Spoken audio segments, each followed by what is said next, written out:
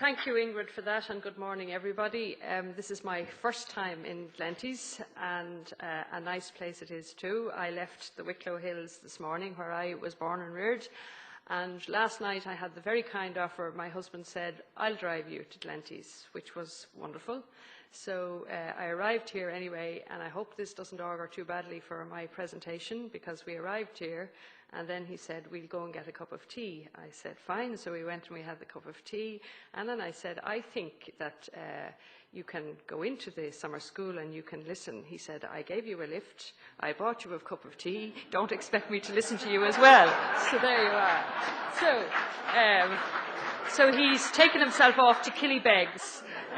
So far enough away so that he wouldn't hear. So I hope all of you don't have the same reaction at the end of this. But however, I also was interested in listening to Ingrid's opening there and her contribution in relation to my introduction. And I often say when somebody says this, the first woman in 100 years, sometimes that turns out not to be the greatest introduction, because I always have to say I haven't quite reached 100 years yet.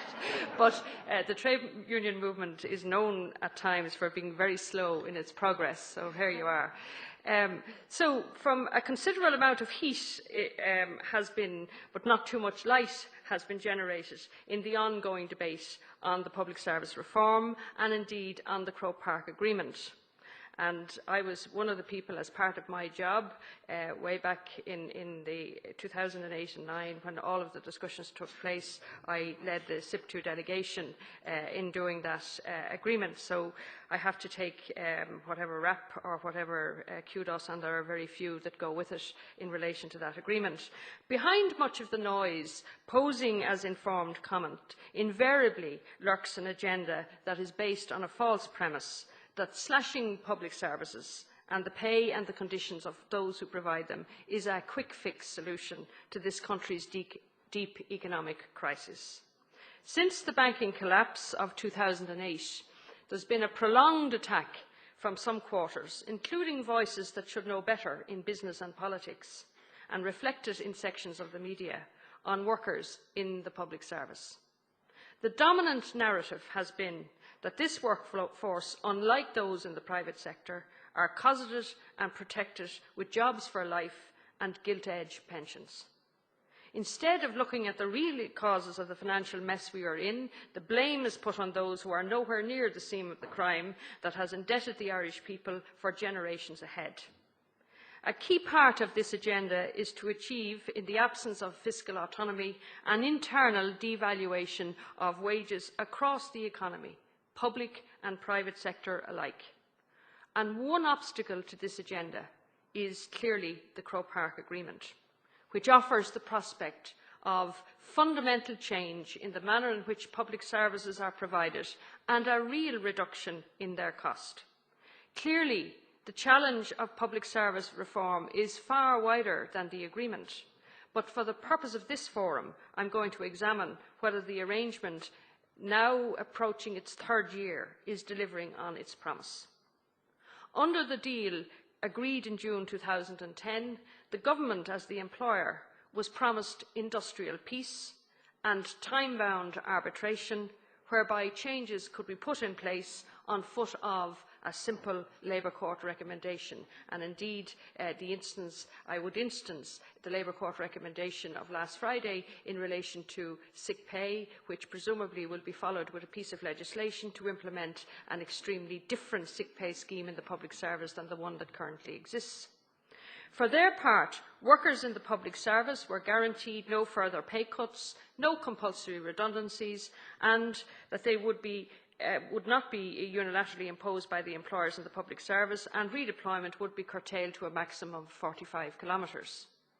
Put simply, this agreement is an enabler which allows decisions by ministers or managements to be implemented in a more seamless, efficient and less bureaucratic manner.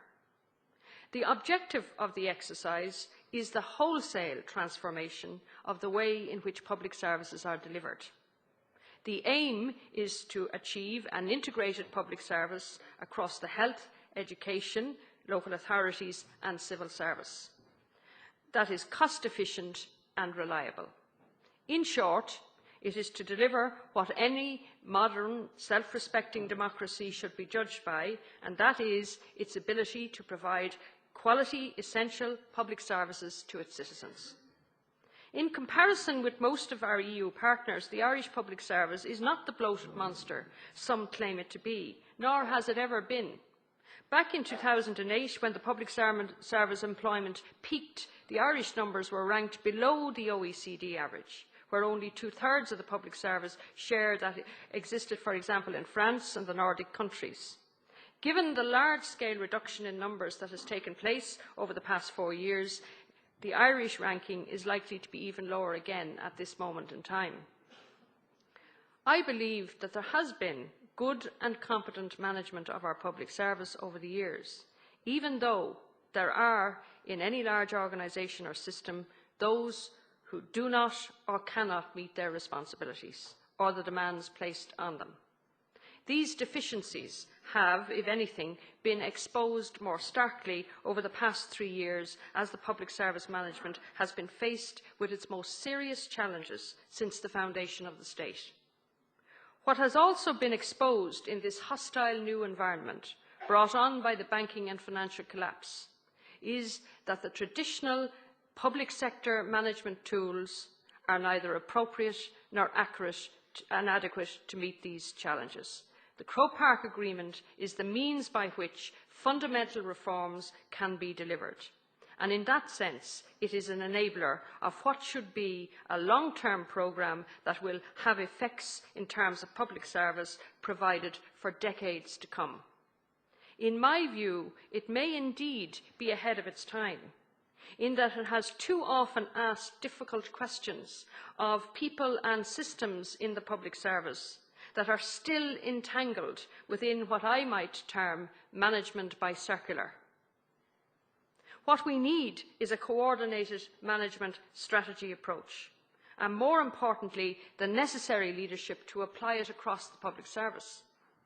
To effect a transformation of this scale requires vision, and unfortunately, in some cases, that vision is sadly missing where it is needed most. Indeed, it is evident in some key instances that workers are more advanced when it comes to identifying the changes necessary to advance the agreement and its objectives than many of those further up the food chain of management.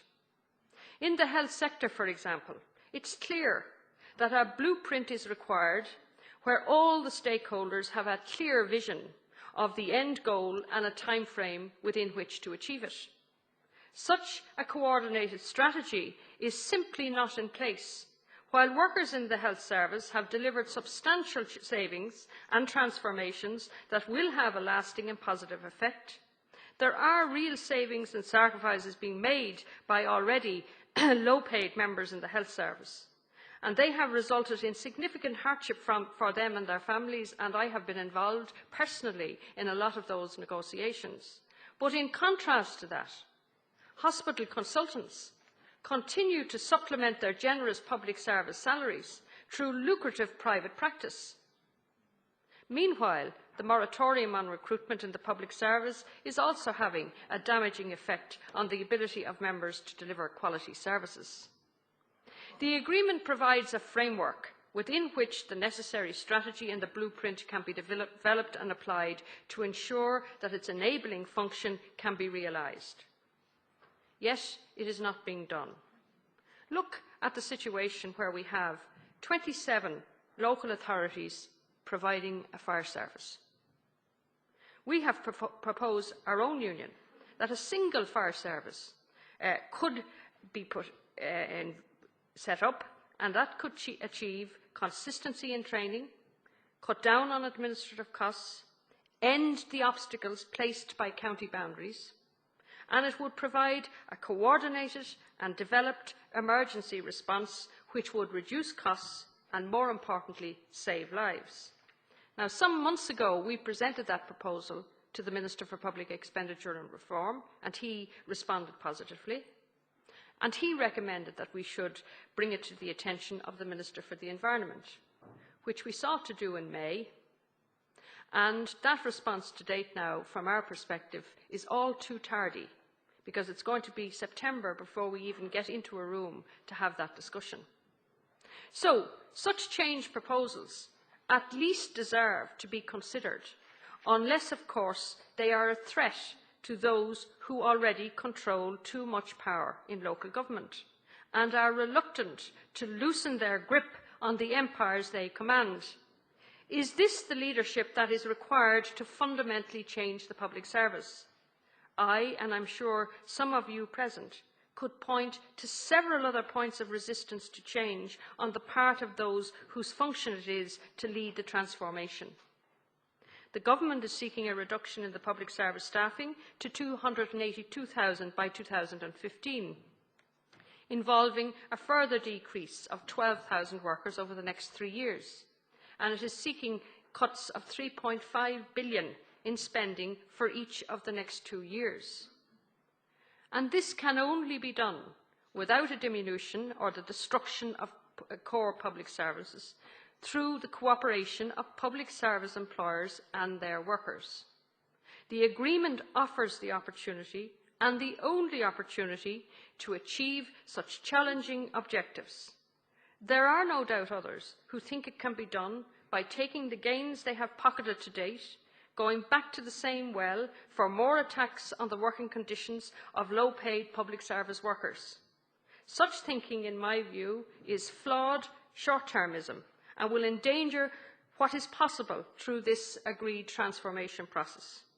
We have already witnessed a situation where management across the public service could not find imaginative and new ways to make the necessary savings, and are they going to return back to the well of the low-paid workers? Well, I can assure those managers that the well is dry and there is no point in going back there anymore. But they can well identify who has the money and where they can take it from.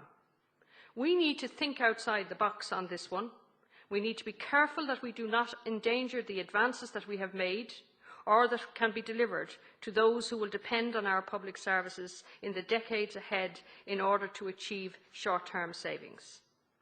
Let me take another quick example of the failure to utilise the enabling function of this agreement.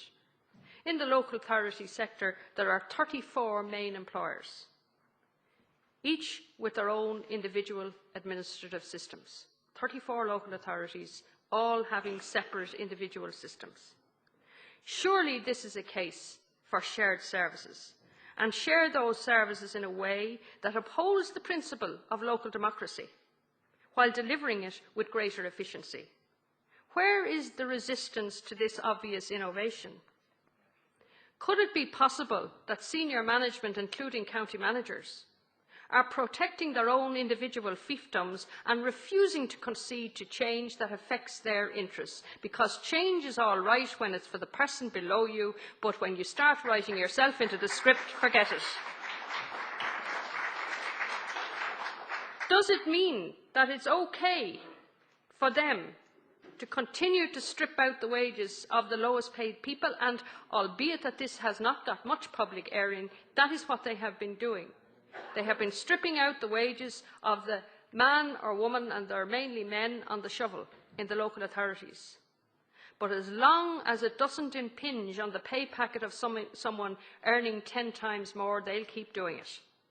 More importantly, is this the type of leadership that such a fundamental transformation of public service requires? As you are aware, the latest review of the Croke Park Agreement confirmed that there were significant reductions in payroll, as Robert has said, and in the staff numbers, and a total of 819 million in annualised payroll and non-savings were delivered for the second year of the agreement.